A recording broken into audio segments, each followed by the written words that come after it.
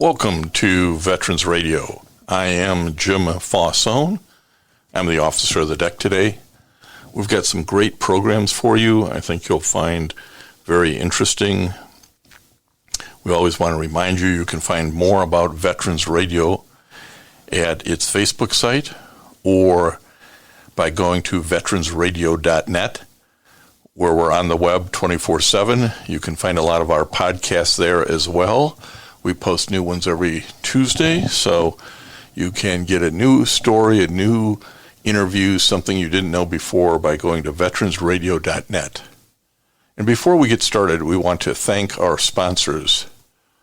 First up, we want to thank National Veteran Business Development Council, nvbdc.org. It was established to certify both service-disabled and veteran-owned businesses in the government and commercial or corporate marketplace. You'll find out how they can help your business by going to nvbdc.org. We also want to thank Eisenhower Center. It's a brain injury recovery center, and in particular, it's after the impact program goes beyond awareness campaigns and state-of-the-art imaging to help veterans, first responders, and athletes. Learn more about EisenhowerCenter.com. They're located in Michigan and in Florida. And finally, we want to thank Legal Help for Veterans. Legal Help for Veterans fights for veterans' disability rights all across the nation. You can reach them at 800-693-4800 or on the web at legalhelpforveterans.com. And finally, we want to welcome a new sponsor to the program, which is Veterans Business Outreach Center, which is located in Flint, Michigan, and covers Michigan, Ohio, and Indiana. The center is ran and operated by veterans to help other veterans, National Guard, Reserve, spouses, expand and grow businesses. You can find more about them by going to vetbizcentral.org, 810-252-6200. And now on to our programs. We want to welcome to Veterans Radio today John L. Kaul. Captain Kaul retired from the Navy after about 26 years. Captain, welcome to Veterans Radio. Thanks, Jim. Glad to be here. Well, we have you on because of your Navy service, but also because of your particular insights as a Navy chaplain. You are a Catholic priest. You were born in Wyandotte, Michigan, and did your preliminary education and preparation for the priesthood here in Metro Detroit area. And somewhere along the way, you talked somebody into letting you join the Navy. Not the normal path for any Catholic priest. Tell us a little bit about why a kid from Wyandotte, Michigan, and for those of you not familiar with Michigan around the world, or Wyandotte in particular, it sits on the water. So I'm sure you saw those big freighters go up and down, but why did a kid from Wyandotte want to end up in the Navy? Well, that's a big part of it. Those ships were a fascination. Where there was a mystery about them. Where were they? Where are they going? That sort of thing. But the Navy is all my aunt's fault. Actually, she worked at the Grosse Ile Naval Air Station. Long since disbanded. But she used to bring back these glossy recruiting magazines with just all these pictures of sailors doing what they do in far off places, and I was hooked. I had forgotten that there was a naval station down there on Grosse Ile. That ties that together. I didn't know that. That's interesting. Oh yeah, it's still there as a civilian airfield, but that's where it started. And I guess you got a little extra boost on, boy, this would be an interesting career if I can figure out how to do it when you were studying in Rome. Tell us a little bit about that. Well, that was my aunt's fault too. I wasn't studying there at that time. She sent me there on a vacation as a ordination gift. So essentially said, go to Rome, send me the bill. Well, because I had done some research, read books and stuff about the Navy. I knew the U.S. Navy's Sixth Fleet anchorage was down in Naples, just a 1-hour train ride from Rome. So I hopped the train, went down there, and this is where the lights really went on. There was no doubt in my mind that this is what God wanted me to do. I find my way to the anchorage, and just out in the harbor in all her glory is sitting the USS Forrestal. Big old aircraft carrier, airplanes hanging out all over the place. I get down the pier as close as I can get, and I run in. How's this for Providence? Don't I meet up with the ship's Catholic chaplain? What are the odds? Yeah, I mean that's no accident in my mind. There was stuff going on there. He took me out to the ship, showed me around the place, and I was really hooked. I come back to Detroit, went straight to the Cardinal Dearden's office, and says, "You got to let me do this." And he was a kind man, very understanding, sympathetic. Because you're just ordained, John. Calm down. You got to do. This is apparently, I didn't know at the time. It's an arrangement with the priests through the Catholic Conference of the United States. You've got to do 7 years as a priest in parish work in your diocese before your ordinary will or can let you go to the military. So that was the deal. He said, "Yeah, you do 2 assignments, 7 years here, and I'll let you go." And that's pretty well how it happened, except that he up and died in the midst of that. And I had to have the same conversation with Cardinal Sciocca. But in 1982, off I went. So you joined up in 1982 to the U.S. Navy and off to the chaplain school. For those who don't know, the Army Chaplain Corps is one of the oldest and smallest branches of the Army. That Chaplain Corps actually dates itself back to July of 1775, when the Continental Congress authorized 1 chaplain for each regiment of the Continental Army. So really, the Chaplain Corps is older than the country itself. Oh, indeed. Well, let's start with your history with the Chaplain Corps. So you go to school first. What's the process here to get some duty assignments, and tell us about those assignments? Okay, it's chaplain school was not arduous duty. We were out in Newport, Rhode Island, in August of '82. A bunch of chaplain candidates and also medics, doctors, and corpsmen. They put all in the same school, trying to teach us how to march and who to salute and how you get your uniforms and how you wear them and all that stuff. And then I got my first orders were to the Portsmouth Naval Hospital in Virginia, just outside of Norfolk. It's the big Navy base. on the East Coast. And that was the medical facility that served the sailors. I was there for 2 years with an awesome Irish priest, Dennis Casey, a foreign-born Irishman. It was just a wonderful model for me trying to figure out what ministry in this new vineyard was like.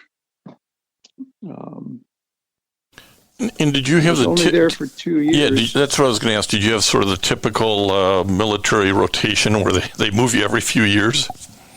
3 years is normal. It seems that hospital ministry in the military is very stressful stuff. So they try to move you a little sooner. 2 years is more the norm for hospital work, and that's what they did with me. They also want to give new chaplains a variety of experiences, and kind of show them the many different sorts of ministry that the Navy has to offer, so that you can, as you get more senior, you might become more specialized in one or the other.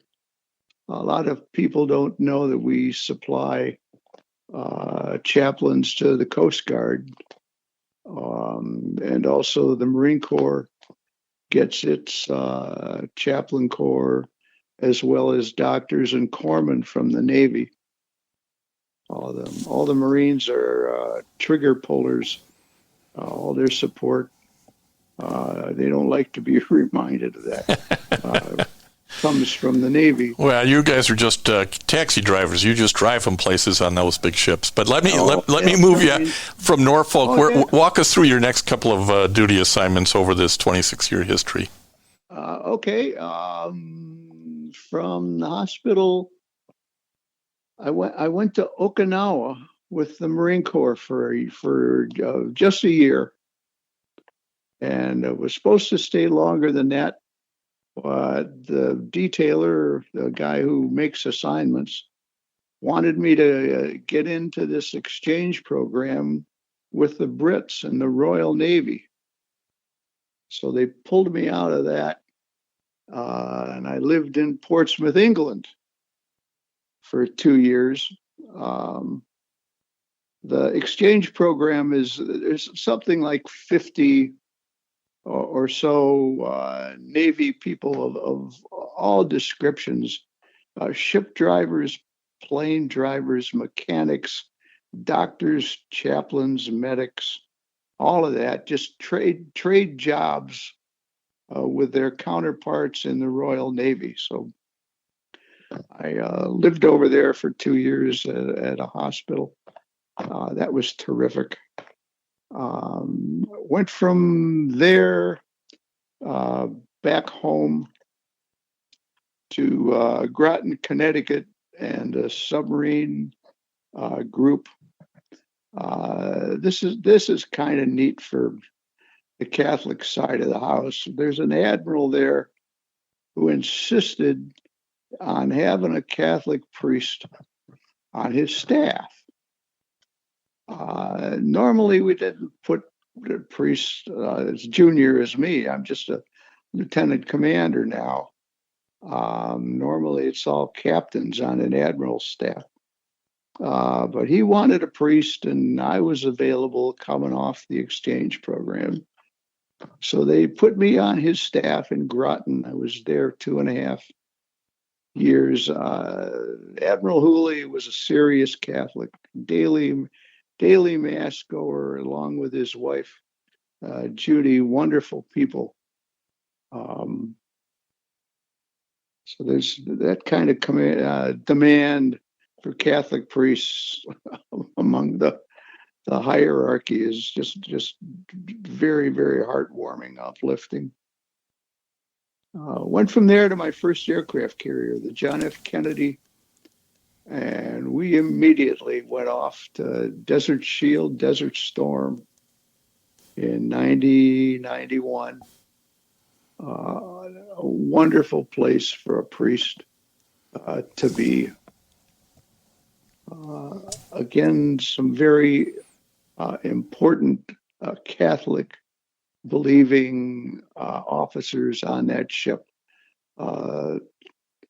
8 out of the 10 squadron commanders on the ship and its 70 aircraft were engaged church-going Catholic people. That kind of leadership, along with the captain, who was Eastern Orthodox, you can't beat that kind of leadership to reinforce your ministry. Well, in something like 25% of the military designate as or identify as Catholic, but certainly it's the chaplain corps in the military itself has all kinds of folks, including those who are non-denominational or atheists, but the chaplain corps has Protestants and Jewish rabbis and Muslim imams and Buddhists. So I suspect over time in these various assignments, you get to interact with all types of different chaplains. Oh my Father goodness! Kaul. Yeah, we live an ecumenical ministry all the time. It's real, it's authentic. We enjoy each other's company. We eat meals together. Our beliefs may be different one to another, and our religious practices as well. But we appreciate each other's ministry and our service. And if you cannot live that way, you don't last long in the service. You're found out pretty quick, and you don't make rank, and you go home to find some other vineyard to minister in. You've got to be open-minded and tolerant and accepting and willing to learn about each other's beliefs and practices. And I don't know an institution on the planet that does that better than the United States military. Because, and I guess I want to make sure that folks understand that when you're a chaplain, you minister to everybody who's there, right? Good point. Could you elaborate on sort of, and I saw a quote that I'll come back to you on, but it says, you're quoted as saying, quote, in the military, a priest goes to where the people are, close quote. But talk about who you minister to and the type of ministry. Well, you're right. It's essentially the missionary model. We go out. We don't have office. Well, we do have an office, but we don't wait for them to come to us. We are out and about with everybody, living the Navy life. That goes a long way, especially with the Marines. If you're out living in the mud with them and running with your pack with them, you become one of the pack, as they say. We've had. I'll give you an example. The bombing of the USS Kaul. A destroyer like that doesn't normally have a chaplain assigned to it, but they were operating in the 7th Fleet area, and one of we call them circuit riders, who just goes around from ship to ship, had spent a couple of weeks with the Kaul and gotten off just before the bomb went off, and went off to do something else. Well, the Admiralty in 7th Fleet tried to send them a couple chaplains from the Admirals staff. The Kaul wouldn't let them on the ship. They wanted nothing to do with them. They didn't know these people. They weren't about to come aboard and get deep down and personal with them. You got to be part of the pack. They wanted that guy who would, Protestant chaplain, who had spent 2 weeks with them at sea. He was up in the Mediterranean at the time, but the Navy jumped through all kinds of hoops to get him down there because he was the only chaplain they were willing to set foot on the ship. You get that kind of relationship with the people you're ministering to, it just pays dividends over and over and over again. So you spent, I think it's 26 years in the service, and at some point in this process, and we've just sort of outlined maybe about 8 or 10 years or more of that service, you have to be asking yourself, or others are asking you, why are you staying? And what was going on in your mind? There's every career man or woman hits that point where they got to say it's time to stay or time to go. There are things on the outside world I maybe got to go do. What were you thinking about as you were making that? This is I'm staying for the career decision. That's difficult. I really, there was never a point that I could identify where I decided I'm going to just go to the end. I kept getting promoted. I'm getting more senior. I'm getting more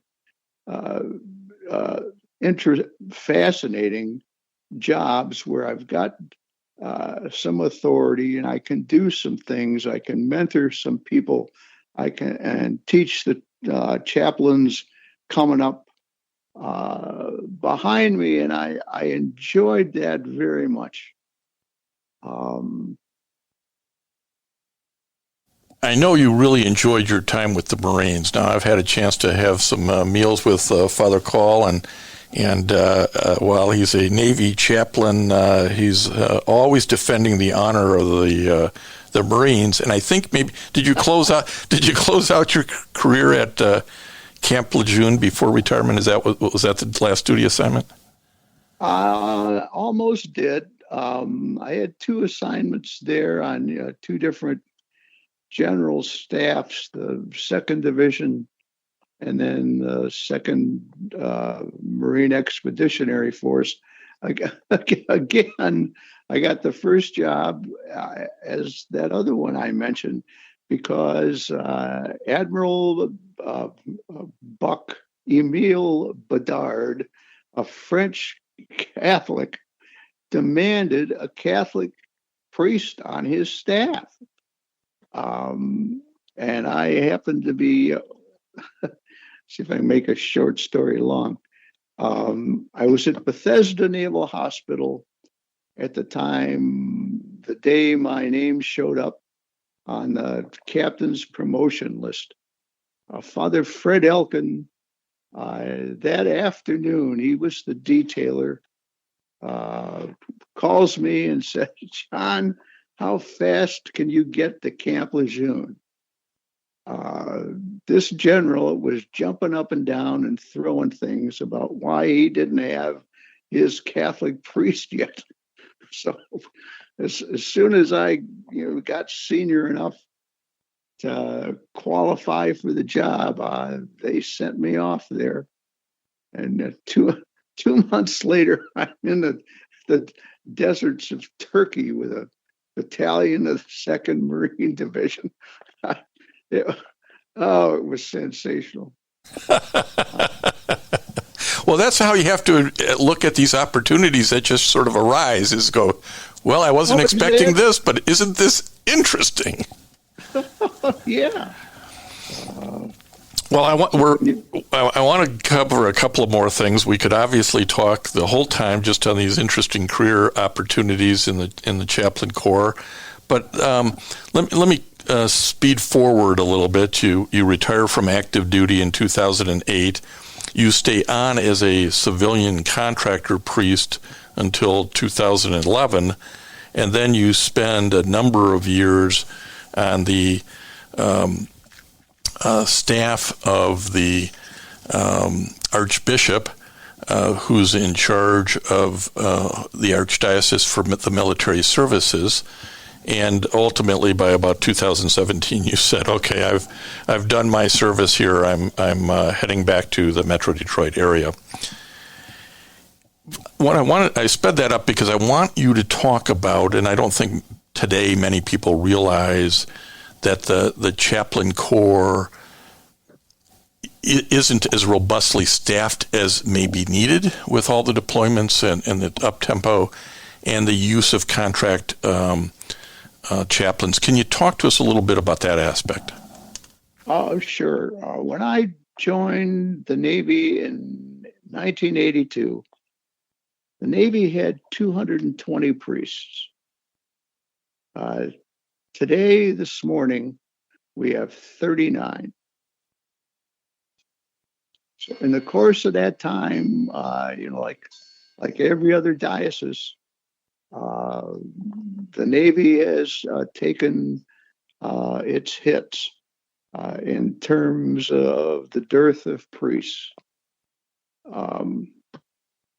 So what the Navy did with that, I mean, they have a constitutional obligation to provide for the free exercise of religion for their people. So this is something they have got to take care of this, address it somehow. So they started offering civilian contracts to retired priests.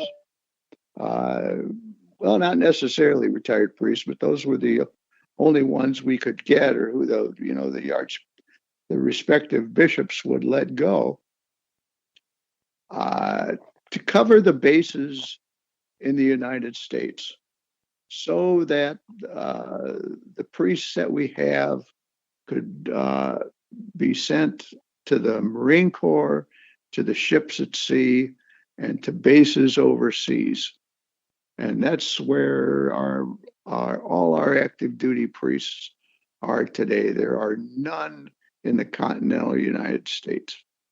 And that's sort of one of those things I think is a little shocking, not only the drop that the Navy's seen, which I guess you can say, well, that's normal because of just the lack of priests in general, but this idea that if you're a Navy chaplain, you're deployed. You're not sitting You're not sitting somewhere, you're deployed. So that makes it even maybe more difficult for somebody to make the commitment to be active duty or be a reserve chaplain. And be committed to that mission, and as you say, the vineyards, which are overseas or on ships. Well, this current situation is what makes those deployments even more difficult. There used to be a planned ebb and flow to these things. You could go deploy like I did on the Kennedy. For 2 years, I was on the ship, but I came back and was pastor of the Norfolk parish for 2 years. So you were at sea, you come home. You go with the Marines, you come home. There's that coming, going sort of thing that now is impossible. You're deployed. You go to the Marines, you go to a ship, you go to a base overseas, usually Europe. There's no going home except for leave time. So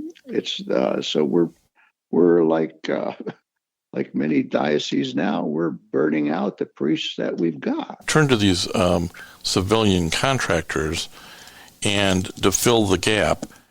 And then part of the reason Father Kaul and I are talking, because the Navy recently stepped in it, and it made national news. And I said, hey, Captain, you got to come on and put this into context, because in the beginning of September 2020, the Navy canceled the Catholic Masses at San Diego bases, continuing other services on base, but essentially saying, hey, go out into the community, go out into the local economy and find your religious services out there somewhat.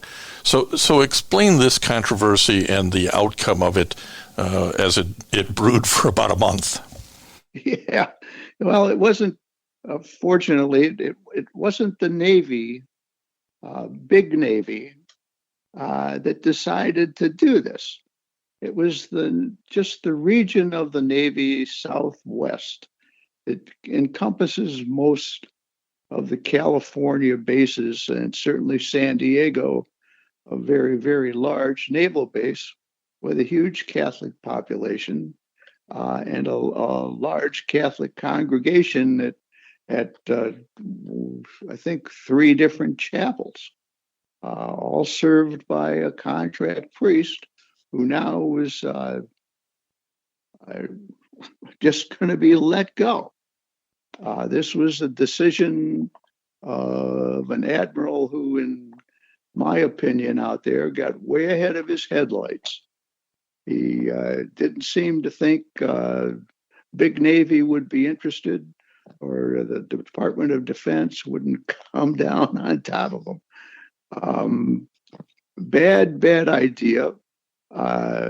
Not thought out, not staffed, and he ended up having to back off of it.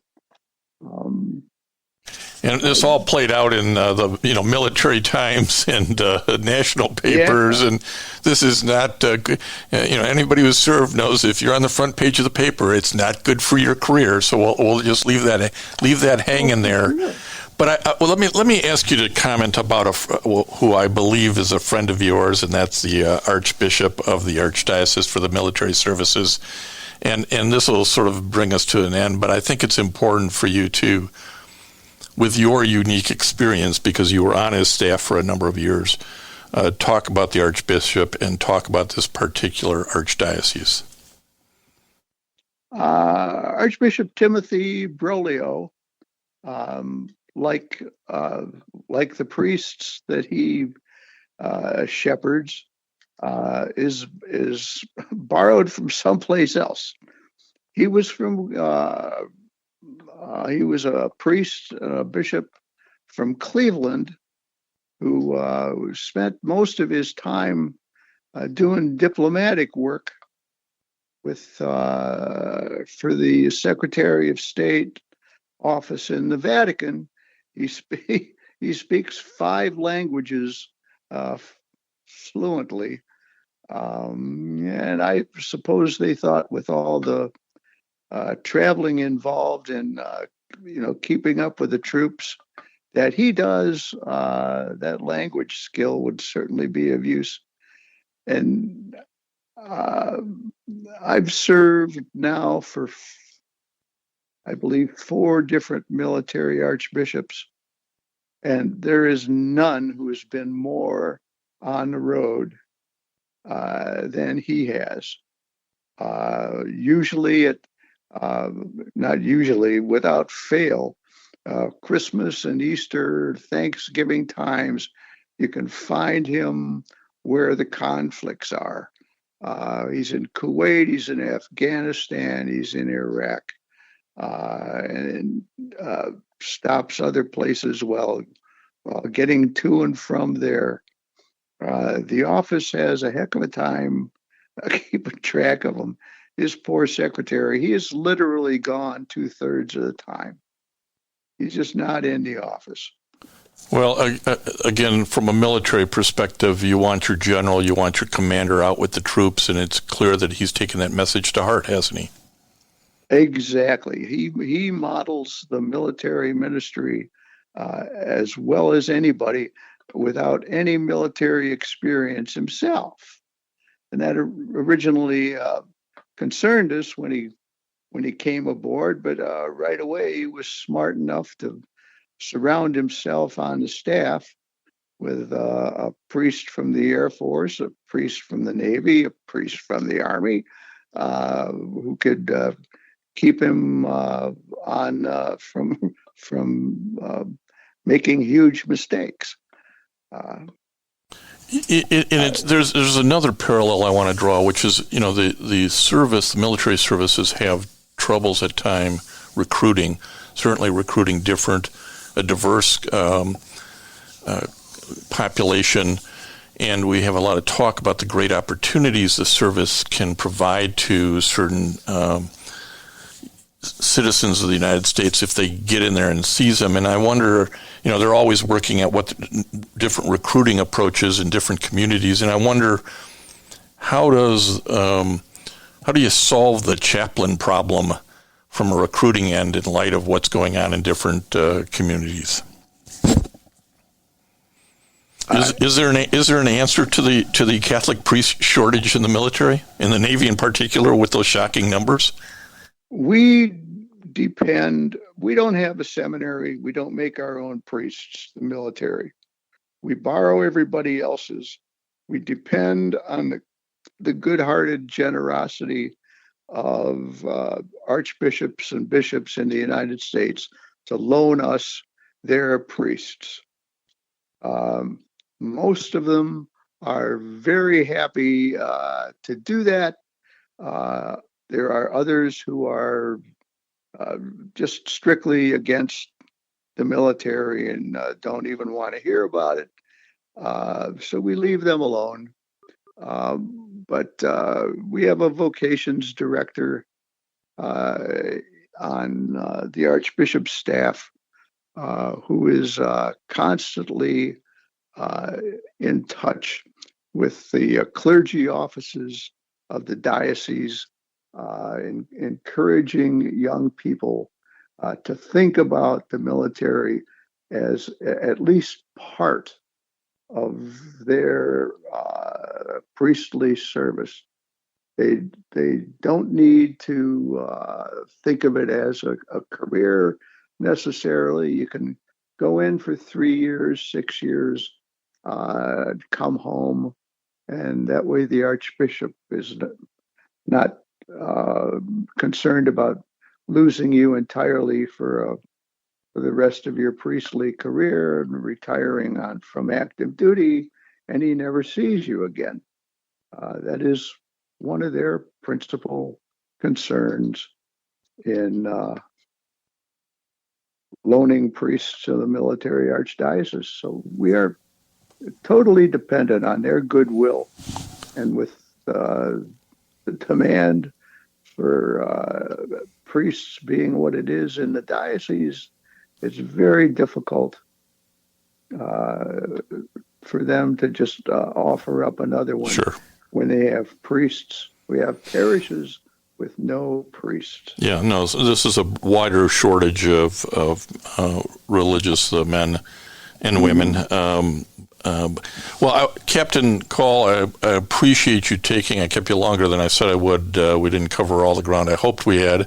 But, it's an interesting perspective, and I think one that will hopefully help others understand what it is chaplains do and what it is Catholic priests do and the kind of careers that they might have in the military and the importance and the value of it. You pointed out it's a sort of it not only is down to the soldier, sailor, Marine level, that one-on-one, but this larger constitutional issue to make sure that they can exercise their free right to religion as well when in service.